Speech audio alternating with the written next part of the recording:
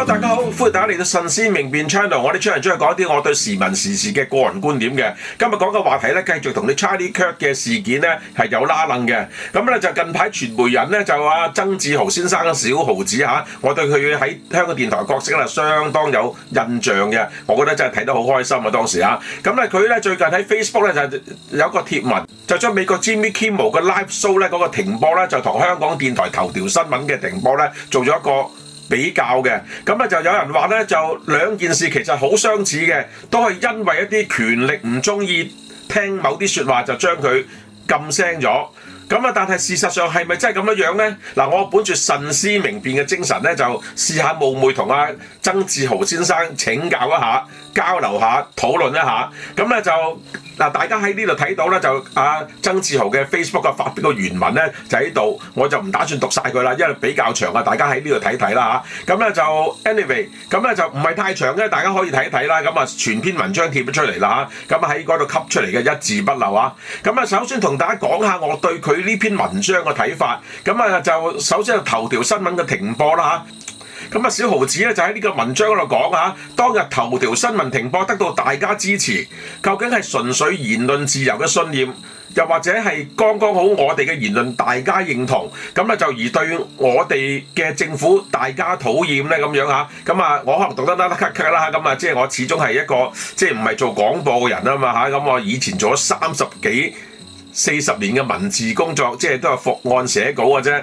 咁啊唔習慣對住咪講嘢，咁啊咳，大家唔好介意啊。咁啊就如果我冇記錯嘅話咧，就香港電台頭條新聞嘅呢個節目咧就應該1989年開播，咁咧就用一啲係咩諷刺時弊、一啲幽默嗰啲方法咧去講時事嘅。咁啊當然有批評啲政策啊、政府之類啦，做咗針對時弊去做嘅。咁啊就一直做到2020年咧，就因為咧就可能係講咗啲政府唔中意嘅嘢，咁啊就被高層咧就話佢偏頗啊或者低俗啊咁樣呢啲理由係停播咗嘅。嗱，如果我有記錯咧，就小豪子咧就留言講下就可以即係補充一下，即係指正一下我啊，或者其他觀眾咧覺得我講錯呢一部分咧都可以指正下。咁啊呢個全憑印象嘅啫。咁如果我印象冇錯嘅話咧，當日頭條新聞呢個停播咧係同收視無關係嘅，因為係政府嘅介入咗公共嘅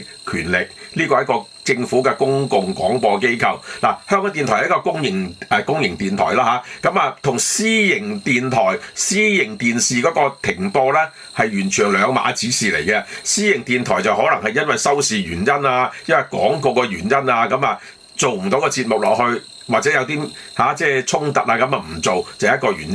咁啊公營機構，咁啊如果有政府真係有高層壓力落嚟停播嘅，又係另一回事咯喎，係咪？咁啊就所以咧，就當時香港電台呢個頭條新聞停播咧，就可能有人覺得係編輯自主受到政治影響啊咁樣，絕對唔會因為收視問題或者廣告問題，因為香港電台就唔收廣告嘅，亦都唔可以有贊助嘅。咁啊，所以咧就當時有普遍嘅睇法，就話呢個節目被停播咧係因為被干預，呢個係一個講法啦嚇。咁啊，究竟呢個 Jimmy Kimmel 呢個 show 嘅停播係咪一樣呢？下場是否係一樣呢？我真係唔知啦。咁小豪子喺佢貼文就咁講嚇，可能咧就有呢種幸運同巧合，否則我哋嘅下場可能都係明顯歪曲、仇視偏頗、收視下降、市場厭棄。咁咧就小豪子好明顯喺呢個貼文咧就將兩件事擺埋一齊講啦。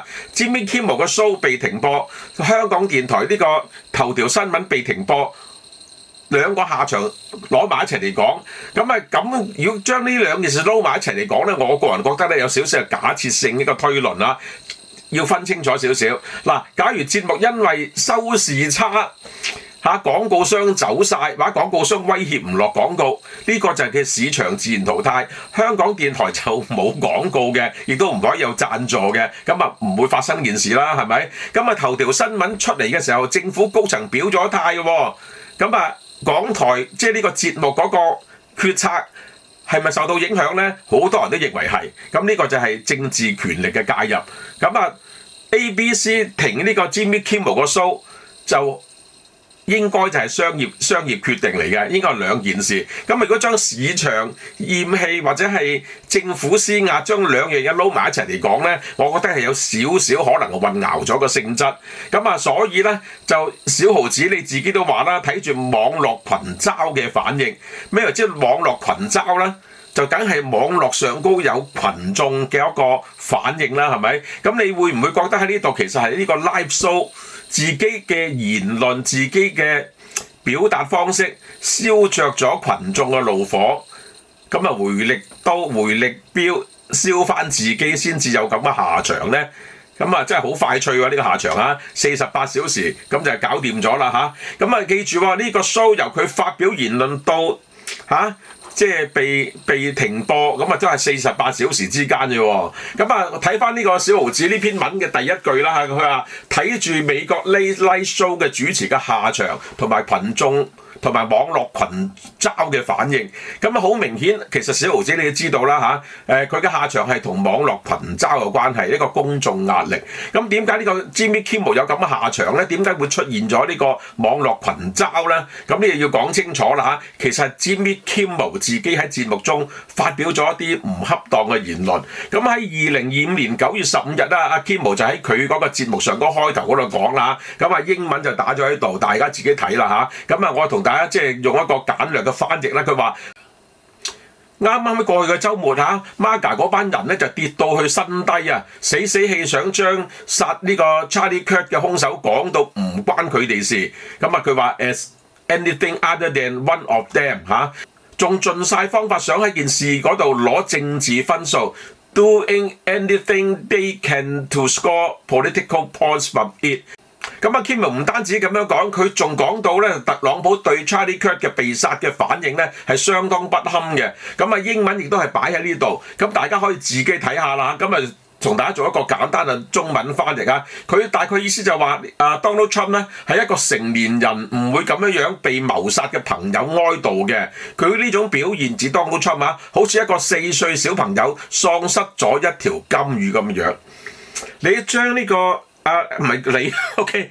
呢個 Jimmy Kimmel 咧係將 Charlie Kirk 被眾目睽睽喺光天化日底下被謀殺呢件慘劇，講成佢係一條金魚，一條4歲小朋友嘅金魚，即係呢個咧係對 Charlie Kirk 一個好大嘅侮辱，對整件事係一件好大嘅侮辱，對喺電視或者喺現場目擊呢單新聞、呢單事件咁兇殘事件嘅人咧，都係一件好大嘅侮辱。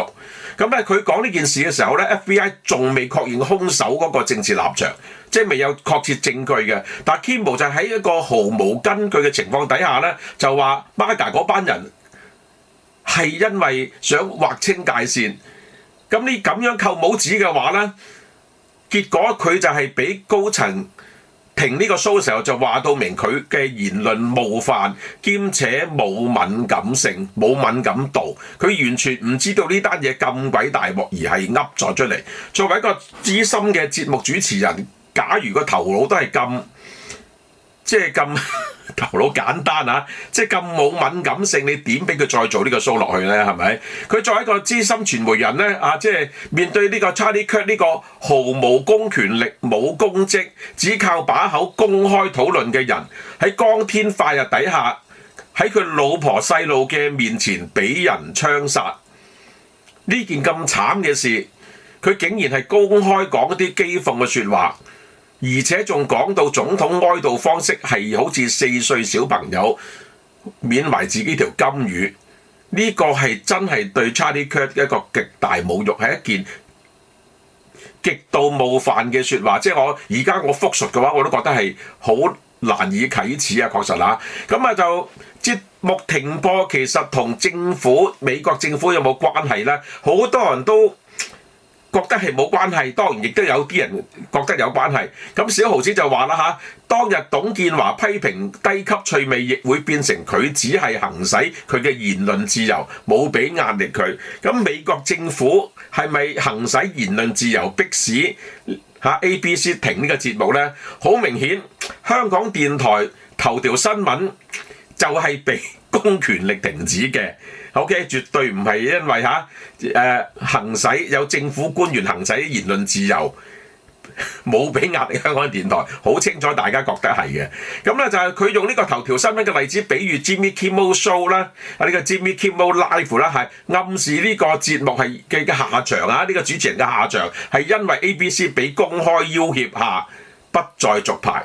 咁究竟有冇咁嘅事咧？我做咗咁嘅 fact check 啊，我將嗰啲發生嘅事個時間性咧就揾晒出嚟啦嚇，大家可以睇清楚呢度。咁啊確實咧。有公權力嘅人咧係講嗰啲嘢嘅 FCC 啊，美國聯邦通訊委員會主席 FCC 嘅主席呢個係 Brendan Carr， 咁咧就喺佢一個Benny Johnson 嘅 broadcast 嗰度咧，一個播客嗰度咧就曾經講過嘅英文就打咗喺度，大家自己睇啊。佢話咧可以容易處理，亦都可以好難搞呢件事。公司咧即係講 ABC 要喺Kimmel 呢件事上都做啲改變，否則 FCC 之後咧就有額外嘢要做。嗱呢句説話咧喺我眼中聽到咧，我絕對會同意係一種有公權力嘅職位嘅人，真係公開施壓嘅喎，擺明係即係佢即係威脅到即係製作呢個節目嘅 ABC 可以容易處理，亦都好難搞。即係你想罰走定敬走咁上下意思啦。咁所以公司要喺呢件事上都做一啲嘢啦。你唔做嘅話咧 ，FCC 就會有額外嘢要做。哇！真係相當威脅性啊，相當威脅性。結果咧就 ABC 咧確實亦都係喺隨後真係咧就宣布呢個節目咧就永久擱置但係係咪真係？發生緊嘅事就可以落一個判斷，真係 FCC 威脅到 ABC， 然後 ABC 做呢個決定咧。我同大家睇下件事其實發生點樣ABC 咧，如果真係因為呢個 FCC 嘅威脅而停播呢個22年嘅節目 Jimmy Kimmel Live 呢個 show， 係一件好大問題嚟嘅喎，係咪？咁一件咁大嘅問題。FCC 有冇任何法理依據咧？因為係講下威脅就算咧。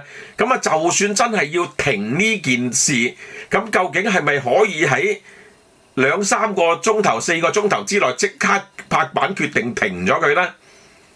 嗰個唔係一個政府節目，停咗係冇後果嘅，即係停咪停咯。嗰個商業節目停咗嘅話咧，你要公關解釋、商業解釋、廣告商解釋，仲要高層岌頭2-3-4個鐘頭，做唔做到咧？OK， 睇睇啦，件事發生點樣啦咁咧就 ABC 咧係一個電視台，一個全國性電視台啦佢製作呢個節目咧，亦都會交俾一啲係全國即係電台、電視台嘅一啲網絡去播嘅咁咧就負責播擁有幾十個電視台，即係地區電視台嘅一個 group 啦Nexstar Star 嘅 Media Group 咧，喺同一日喺 FCC 呢段FCC 主席呢段對話漏出咗幾個鐘頭之後，就宣布佢哋嘅 ABC 聯播站將會同當晚即刻開始無限期停播 Jimmy Kimmel 嘅 Live 呢個 show。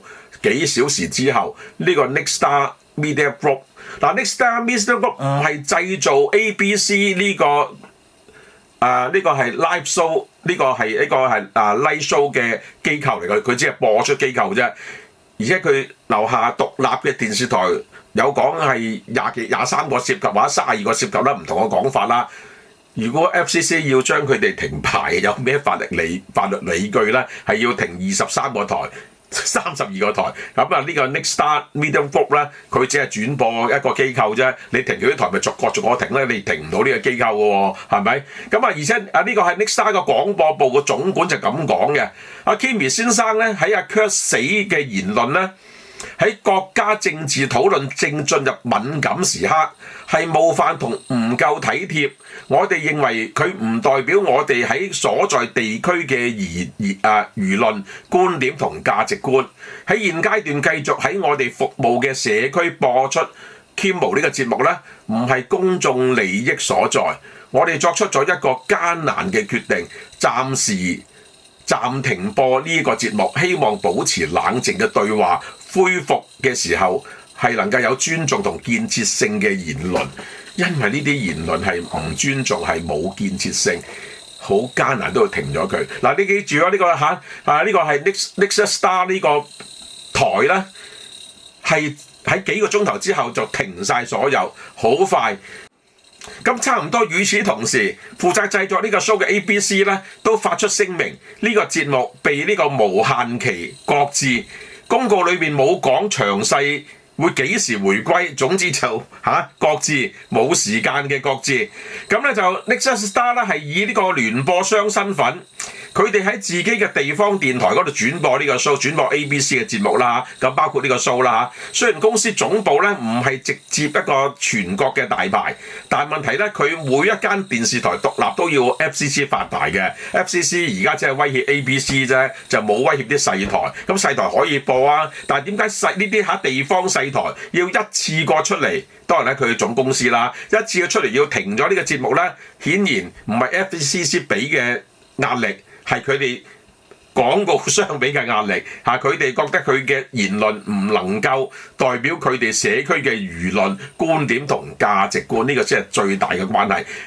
ABC 呢個台咧喺稍後，即係與此同時遲少少先宣布停播，但係整件事呢個停播決定啱啱同呢個 FCC 主席嗰個 broadcast 流出嚟嘅時間咧，相差咗幾個鐘頭啫，只係有冇咁快幾個鐘頭做到咁快決定啦嚇？咁啊講埋啦 ABC 同迪士尼嘅立場啦嚇，咁咧根據呢個霍士新聞霍士 Business 嘅報導咧，最終拍板呢件事咧，其實迪士尼嘅 CEO 迪士尼嘅 CEO Bob Iger， 咁咧就同埋娛樂部門主管Diana Walton 跟呢兩個人咧係最後拍板嘅。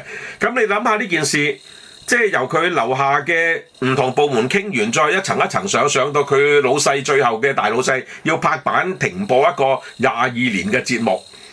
咁你諗下呢個程序會唔會真係2-3個鐘頭做到呢件事出嚟啊？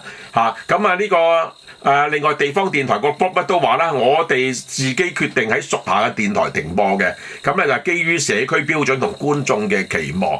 嗱，咁呢兩個機構咧都講到明停播係佢自己決定，係基於商業考慮同市場壓力。咁啊呢件事咧就清清楚楚啦。咁啊基本上咧呢個係睇一個決策嘅邏輯嘅啫。咁啊想同大家討論下呢個決策邏輯啦嚇。我寫毫子啦，其實以你嘅經驗咧，你應該去理解啦，要停播一個有20年歷史嘅老牌節目其實係幾複雜嘅事啦，係咪？根本冇可能3幾個鐘頭做到拍板噶嘛。即係你諗下你哋嘅當年嘅節目，1989年開播到2020年咁長歷史嘅節目，會唔會都係3幾個鐘頭就拍板決定停播咧？你諗下醖釀咗幾耐？你諗下作為一個商業機構，當然咧你哋香港電台唔係商業機構啦。咁啊，但係你諗下商業機構嗰個決策可能更加複雜嘅喎。首先佢要解決合約問題，佢同我簽咗合約㗎嘛，係咪？法律部即刻要抄翻啲合約出嚟，睇下合約有冇風險，要賠幾多錢。咁啊廣告部啦，睇下啲廣告部落咗廣告點解決咧？究竟要暫時停呢個 show 有咩後果咧？後續有咩要做咧？廣告部又要涉及咯。公關部啦，呢單嘢一出咗之後，輿論會點樣咧？又要同公關部去傾。咁啊，最後去到老闆嗰度啦，老闆唔通一聽到即刻岌頭咩？梗係又要睇翻你哋啲即係唔同部門嘅評價評論會有咩意見，最後拍板先做到。層層上咁多部門涉及嘅嘢。咁你覺得有冇可能幾個鐘頭搞得掂？係咪？當時你哋香港電台呢個節目要停都唔會係幾個鐘頭搞掂啦，係咪？所以咧呢次去到48小時之內，即係由佢發生呢個言論到俾人哋停 show 嘅話咧，約莫都係48個鐘頭到嘅啫。喺呢度形成呢個結果嘅話咧，係已經係相當快㗎啦，48個鐘頭。咁所以咧，我可以即係粗疏地判斷 FCC 主席佢喺即係漏出佢哋即係呢個真係有啲威嚇性嘅言論，只係咁啱得咁巧時間吻合啫。嗰個真正停播係真係一個商業決定嚟嘅，太過近啦，只係相差幾個鐘頭啊。咁啊當然啦，佢發出咗呢一個講法咧，確實係俾人有口實，覺得政府有施壓。但係唔等同 FCC 正式下令佢停播，而且真正嘅停播亦都同佢哋無關呢一次，只係咁啱得咁巧嘅啫。繼續想同大家討論下啦嚇，小豪子喺呢個 Facebook 貼文咧就問咗一句：商台咁啊，唔係講港台啦，商台如果被公開要挾唔再續牌，咁乜都係合情合理嘅撥亂反正，忍你夠耐嗎？我唔知點解辣到商台啦嚇，就正因為商台係要攞牌照，商台係要政府批出。如果即係政府公開威脅唔再續牌，要佢做一啲撥亂反正，呢個就係政治行使權力啊，唔係市場嘅選擇。咁啊，美國呢個 Kimmel 呢單嘢咧，係 Nexstar Star 同埋迪士尼嘅自己決定，屬於商業決定，兩件事唔可以混為一談嚇，絕對唔可以混為一談。咁我個人覺得咁樣啦。咁啊，最後我想同小豪子討論下啦，即係佢呢篇佢 Facebook 呢個貼文就提醒大家唔好雙重標準啦。我估呢個都係中心思想啦，呢點我係認同嘅。做人真係唔可以有雙重標準嘅嚇，應該係表裏一致先啱噶嘛，係咪？但係作為傳媒人，我都係做攝影出版，做咗30幾年，之前亦都做過港聞啊、新聞之類嘅，都算傳媒人啦嚇。咁我哋一定要分清楚一樣嘢，政府用權力干預，同埋呢個公司基於市場壓力，無論嚟自觀眾或者廣告商做嘅決定係兩碼子事，係完全唔一樣嘅。呢個 Jimmy Kimmel 呢個 show 停播咧，雖然時間性撞正 FCC 嘅主席都係講咗啲唔應該講嘅嘢，我認為係啊，咁可能美國就好慣啦，我唔知，我認為係唔適合嘅。咁啊，實際上咧，而家係真正係迪士尼高層基於商業決定去做呢樣嘢，佢哋自己個公告都講清楚啦。咁啊，雖然 FCC 嘅言論確實係有負面觀感，我都覺得係唔應該㗎。但係我哋應該理解整件事，應該去最合理嘅解釋咧，係個商業決策嚟嘅。個時間太短啦嚇，你政府噏一句喺幾個鐘頭就即刻會沙冧嘅。如果咁容易嘅話，好多嘢好容易解決啦，係咪？咁啊，其實咧，阿小豪子喺呢篇即係 Facebook 嘅貼文第一句講咗啦。網絡群嘲嘅反應，乜嘢叫群嘲咧？就係觀眾反應咯，係咪？佢自己好清楚嘅，第一句講咗啦。其實成件事佢嘅觀察本身，佢係觀察到係網絡群嘲導致呢件事，即係結果佢推論咗另一樣嘢出嚟嚇。咁啊 OK 嗱，我即係最後同所有人、所有網友睇片嘅朋友講啦，我真係覺得。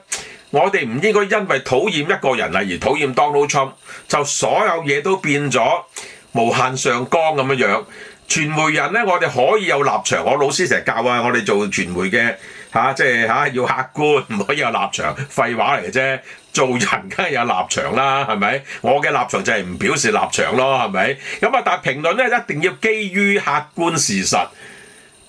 真係嘅，你唔基於客觀事實嘅話，你就歪曲偏頗啦。喺呢個年代資訊爆炸，好多嘢湧到埋嚟，或者你去揾嘅嘢太多，所以咧 fact check 係最重要嘅。我另一條片都講咗啦，而家啲 fact check 工具係好多噶嘛，呢啲係基本功啊。當然啦，我肯定啊，小豪子都會做咗好多呢啲嘢嘅嚇。總之咧，我真係即係我覺得我哋做得評論呢一行，即係如果唔尊重事實嘅話咧，就變咗件事就唔得專業咯，係咪？咁啊，結果就會失去公信力㗎啦。我認為咁樣咯，係咪？小豪子共勉啦，我真係覺得大家即係雖然喺唔同嘅事情咧，大家都可以即係。各抒己見，但係呢啲己見係應該係都基於一啲比較即係客觀嘅事實，就可能會好啲咯，好嘛 ？OK， 咁啊呢個 channel 咧，我會繼續就一啲即係我見到嘅時聞時事啦，時聞就係時間個時。新聞個聞時聞咧，我唔知大家點理解啊嚇！喺我鄉下海汕灣咧，時聞咧就係新聞嘅意思，時聞時事即係同一樣嘢啦。我就會就啲時聞時事咧，繼續發表一啲我嘅個人觀點啊，個人嘅見解。咁啊唔一定啱㗎，係個人見解。但喺呢個過程裏邊咧，我希望我自己唔會做錯 fact check，我會盡量做好啲清楚嘅資料擺喺呢啲地方，俾大家去分析，俾大家去參考。結果你可以有唔同嘅見解係冇問題嘅，呢個只係我個人嘅管見啫，OK？ 大家可能有啲更加好嘅真知灼見，歡迎大家留言，將我呢個 channel share 出去俾你多啲朋友睇。一個新嘅 channel 咧就確實俾需要大家支持先得咯，係咪？咁確實咧我都會介紹下自己，可能有好多新嘅觀眾。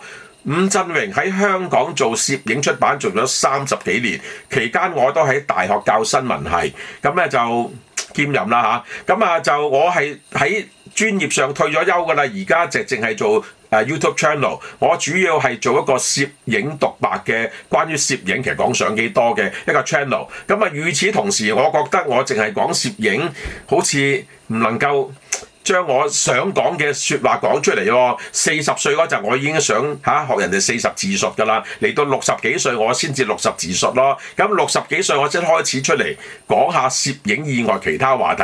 確實我自己都係做新聞出身嘅，亦都喺大學教新聞系。咁而家自己係做翻用另一種方法做翻我嘅老本行，其中一個老本行咁解啫，好唔好啊？咁就希望大家能夠支持。咁而家我啲片咧，其實主要會即係攝影嘅片會擺喺攝影獨白嗰度。咁就關於一啲個人嘅觀點會擺喺呢個係慎思明辨 channel。但係由於慎思明辨係個新 channel。